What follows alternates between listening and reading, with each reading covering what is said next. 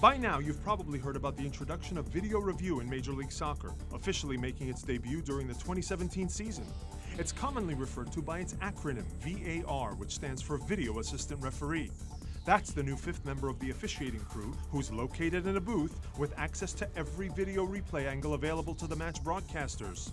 Now, the VAR is using this video to constantly check and analyze all reviewable plays, and it's the job of the VAR to alert the head referee on the field when there's a potential clear and obvious error made by the officials in 4 match-changing incidents, and these are the only reviewable plays during a match. Number 1, goals. 2, penalty kicks. 3, straight red cards. And 4, mistaken identity. Again, not every single play in a match is reviewable, it's just these 4 categories. You might notice the head referee on the field speaking to the VAR during the course of a match, and these instances are called checks. The universal sign for these is the hand to the earpiece. At that point, it's up to the head referee, and only the head referee, as to whether or not to signal for an actual video review by making the video review signal. That video review would take place at the first natural stoppage in play, or when the referee stops play with the ball in a neutral zone where neither team has an attacking advantage.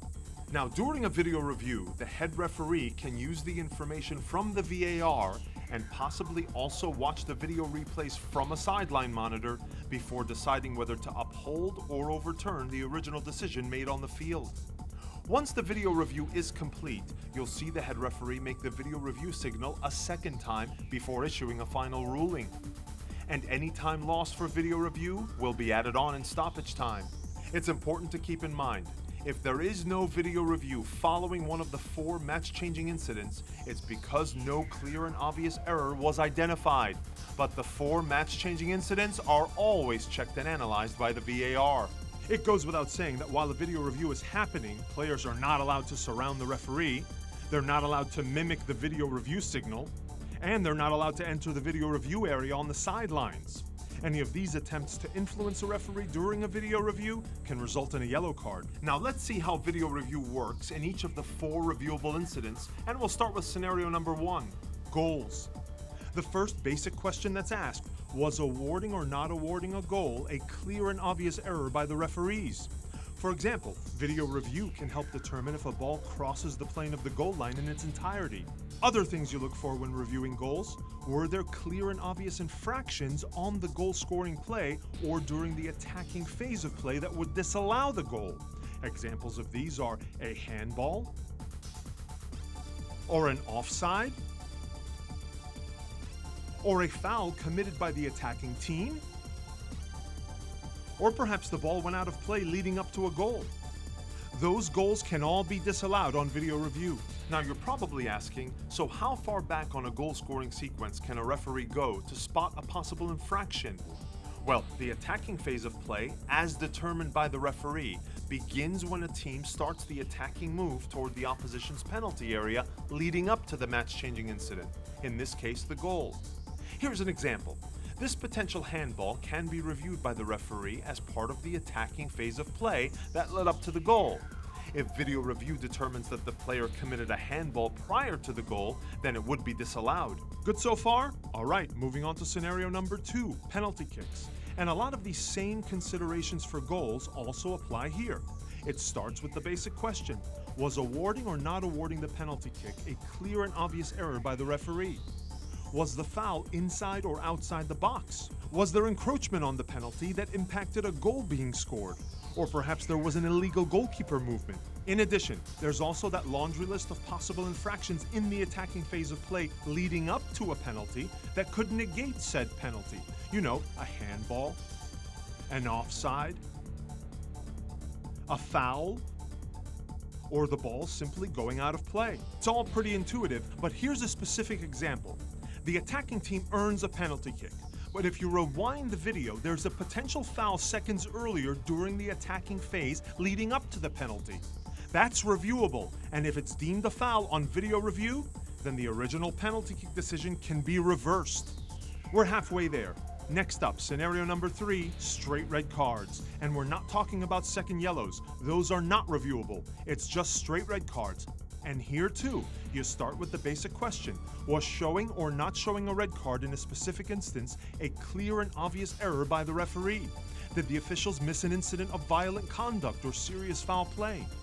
Now, when it comes to red cards issued for DOGSO, denial of an obvious goal-scoring opportunity, referees can also look at the attacking phase of play immediately before the red card. And if video review rules that a foul, a handball, or an offside occurred in the attacking phase, the DOGSO red card can be rescinded. Here's an example. Take this long ball from the goalkeeper to the forward, which winds up with a potential DOGSO red card foul. But if the VAR has access to this video angle, which shows the forward was offside on the original punt, then there is no red card for DOGSO, and a free kick is awarded to the defending team. And here's a second example. On this play, a defensive player looks to be fouled near midfield, and later he brings down an attacker and receives a DOGSO red card. But that red card could be revoked if video review determines that the defender was fouled earlier on the play. And with that, we've arrived at the fourth and final reviewable scenario, number 4, cases of mistaken identity. And this is as straightforward as they come. When the wrong player is disciplined with a yellow or a red card, the VAR can help point that out to the head referee to make sure the officials get it right. And it's worth repeating one more time here. If there is no video review following one of the 4 match-changing incidents we just outlined, then it's because no clear and obvious error was identified. But the 4 match-changing incidents are always checked and analyzed by the VAR. And those are the basics of video review. One thing to keep in mind, once a match restarts after a natural stoppage of play, for example on a goal kick, a throw-in, or a set piece, a referee cannot go back and review plays unless there's a case of violent conduct or serious foul play. The bad stuff, that's always reviewable. You know what's never ever reviewable? Corner kicks, free kicks, and throw-ins cannot be reviewed, even if they result in a goal or a penalty kick or a red card. You're probably wondering, what?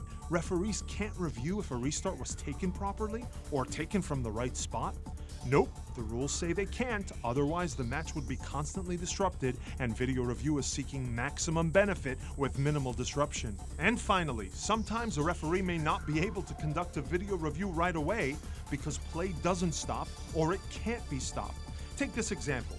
There's a potential reviewable penalty kick foul in the box here, but then there's a quick counter and a goal is scored on the other end.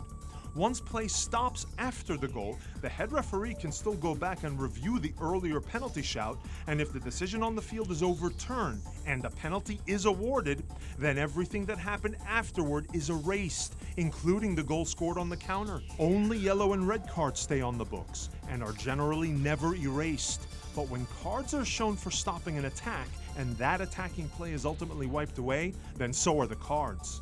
After all this, you might be asking, what happens if the video review system doesn't work, or there's an electrical or power failure? That's easy, you just go back to pre-video review soccer. Matches are not stopped, postponed, or suspended if video review malfunctions. And that serves as a reminder that video review does not guarantee 100% accuracy, since there's always going to be an element of subjectivity to a lot of these plays. But video review will help identify those clear and obvious errors on game-changing situations, as well as making sure missed incidents aren't missed, as soccer enters the video review era.